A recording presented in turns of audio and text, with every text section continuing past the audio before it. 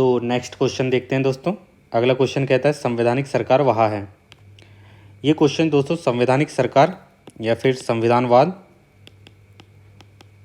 या फिर सीमित सरकार, ये तीनों नामों से आ सकता है। ये तीनों एक दूसरे के पर्याय हैं और ये काफ़ी टाइम रिपीट भी हो चुका है ये क्वेश्चन, इसलिए मैंने क्या किया है, इसकी विशेषताओं को यहाँ पर आपको दे दिया है। पीडीएफ आपको प्रोवाइड हो जाएगी, तो इसको हम एक बार पढ़ लेते हैं। संविधानवाद कि यह सीमित एवं संवैधानिक सरकार का पर्याय है। सरकार के सीमित होने का अभिप्राय है कि ये विधि से सीमित है। और संविधानवाद के लिए सरकार लोकतांत्रिक होनी चाहिए, जहां नागरिकों को अधिक से अधिक स्वतंत्रता एवं अधिकार उपलब्ध होंगे। ठीक है। सरकार की शक्तियों को सीमित बनाने के लिए विधि की सर्वोच्चता स्थापित की जाती है तथा शक्ति के पृथक्करण पर बल दिया जाता है। आपको इतना यहाँ पर विशेषता आपको याद रख लेनी है।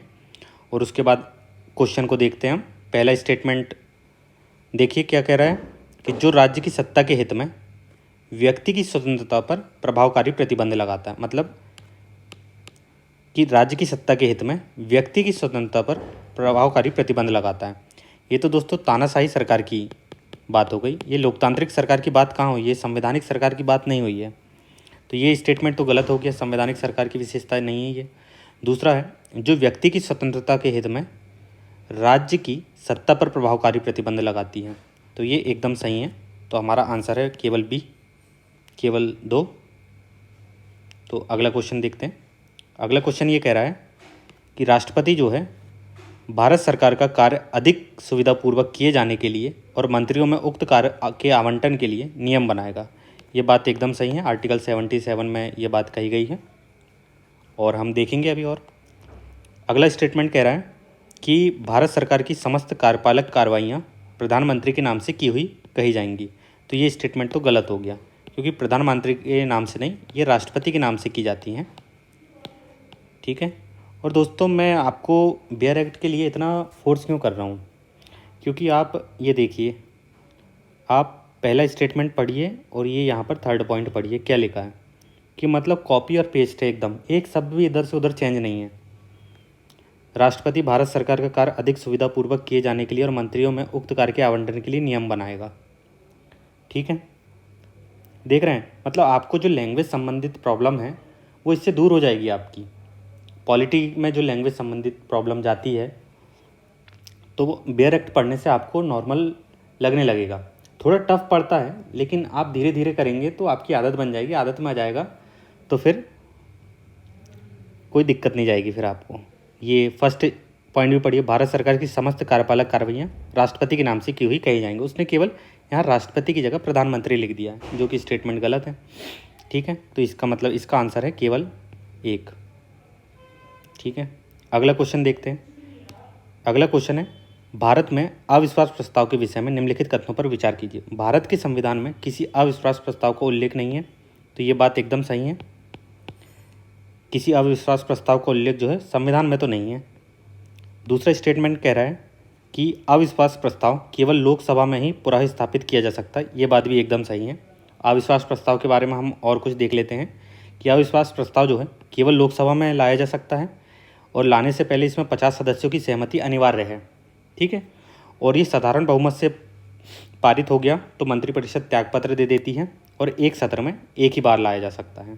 अपन हमको केवल इतना पॉइंट याद रखना है अविश्वास प्रस्ताव में, और इसका आंसर ये दोनों स्टेटमेंट सही हैं, तो इसका जो है इसका आंसर जो है सी हो जाएगा। ठीक है, सी, 1 और 2 दोनों सही हैं। अगला क्वेश्चन है केंद्र और राज्यों के बीच में होने वाले विवादों का निर्णय करने की भारत के उच्चतम न्यायालय की शक्ति किसके अंतर्गत आती है। इसका मतलब केंद्र और राज्यों के बीच जो विवाद हो रहे हैं, ये मतलब ये संघवाद से संबंधित विवाद, तो ये कौन सी अधिकारिता है उच्चतम न्यायालय की, ये मूल अधिकारिता के अंतर्गत आते हैं। मूल अधिकारिता या फिर इसी को आरंभिक अधिकारिता भी बोलते हैं। ये आर्टिकल 131 में है। इसमें क्या क्या आता है, इसमें मैं शॉर्ट में बता देता हूँ आपको। केंद्र वर्सेस राज्य के मुद्दे आ जाएंगे और राज्य वर्सेस राज्य के मुद्दे। ठीक है, या फिर इन्हीं को बोलते हैं संघवाद से संबंधित विवाद, संघवाद के विवाद। आरंभिक अधिकारिता का या फिर मूल अधिकारिता का मतलब है कि ये मामले जो हैं केवल और केवल सुप्रीम कोर्ट में सुने जाएंगे और कहीं नहीं। ठीक है, और इसके कुछ विवाद भी हैं वो मैंने यहाँ पर लिख दिया है। लक्ष्मीकांत का है ये पे, आप लक्ष्मीकांत भी फॉलो कर सकते हैं इसके लिए। और इसमें हमको विशेष फोकस करना है कि इसमें अंतर्राज्यीय जल विवाद और वित्त आयोग के संदर्भ वाले मामले, ये इसके अपवाद हैं। इनसे संबंधित जो विवाद हैं वो मूल अधिकारिता में नहीं आएंगे। ठीक है, आप पूरा पढ़ लीजिएगा। और इसमें कुछ और हैं, ऑप्शन देख लेते हैं हम। इसका आंसर तो सी है। इसमें पहला ऑप्शन परामर्श अधिकारिता, इसको हम डिटेल में देख लेंगे अभी। 143 आर्टिकल है। अपीली अधिकारिता के अंतर्गत इसके अंतर्गत 4 आर्टिकल आते हैं, 132, 133, 134 एंड 136। ये हम बाद में देखेंगे। और रिट अधिकारिता ये फंडामेंटल राइट में आर्टिकल 32 में, और हाई कोर्ट के लिए 226 में। ठीक है, हम परामर्शी अधिकारिता के बारे में देख लेते हैं। परामर्श अधिकारिता जो है 143 में है। ये थोड़ा टफ लैंग्वेज में है, इसलिए मैंने इसको सिंपल कर दिया यहाँ पर। तो ये आर्टिकल 143 परामर्श अधिकारिता की बात करता है सुप्रीम कोर्ट की। इसमें यह कहा गया है कि राष्ट्रपति जो है सुप्रीम कोर्ट से परामर्श ले सकता है। और परामर्श जो है ये 2 विषय में ले सकता है, एक तो संविधान लागू होने के पहले वाली विधियों में, और एक संविधान लागू होने के बाद वाली विधियों में। ठीक है, और सुप्रीम कोर्ट जो है संविधान लागू होने की पहले वाली विधियों में जो राय देना है या सलाह देना इसके लिए अनिवार्य है, जबकि जो बाद वाली विधियां हैं इसके लिए अनिवार्य नहीं है सलाह देना। ठीक है, इसका मतलब ये कह रहा है कि जब भी राष्ट्रपति सुप्रीम कोर्ट से सलाह लेगा तो 2 टाइप की सलाह होगी। एक जो है संविधान लागू होने के पहले वाली विधियों से संबंधित होगी, और एक होगी संविधान लागू होने के बाद वाली विधियों से संबंधित। जो संविधान लागू होने के पहले वाली विधियां हैं, इनमें सलाह देने के लिए सुप्रीम कोर्ट बाध्य है, उसको सलाह देनी ही देनी है। और जो बाद वाली विधियां हैं वो सुप्रीम कोर्ट की इच्छा पे है कि वो सलाह देता है या नहीं देता है। ठीक है, ये अनिवार्य नहीं है। और बाद में जो भी सलाह दी जाएगी राष्ट्रपति को सुप्रीम कोर्ट द्वारा, तो वो राष्ट्रपति जो है उस सलाह को मानने के लिए वो बाध्यकारी नहीं है। ये ध्यान रखना, विशेषकर बाध्यकारी नहीं है। और कौन सी बाध्यकारी है, बाध्यकारी नहीं, यहीं पर आप कंफ्यूज मत होइएगा। अगला क्वेश्चन है, ये क्वेश्चन हमारा कंप्लीट हुआ। अगला क्वेश्चन है, भारत के उच्चतम न्यायालय में न्यायाधीशों की संख्या में वृद्धि करने की शक्ति किस में निहित है? तो ये हम सब जानते हैं, संसद में निहित है। और इसके लिए आर्टिकल 124 है, इसको पढ़ लीजिएगा। इसमें लिखा है, ये सिंपल लैंग्वेज में कर दिया मैंने, कि संविधान में लिखा है कि जो सुप्रीम कोर्ट के न्यायाधीशों की संख्या है वो 1+7 होगी, और तब तक होगी जब तक कि संसद विधि द्वारा इसकी संख्या में वृद्धि नहीं कर देती। तो अभी संविधान में 1+7 ही लिखा है, मतलब CJI प्लस 7 अन्य न्यायाधीशों से मिलकर हमारा सुप्रीम कोर्ट बनेगा।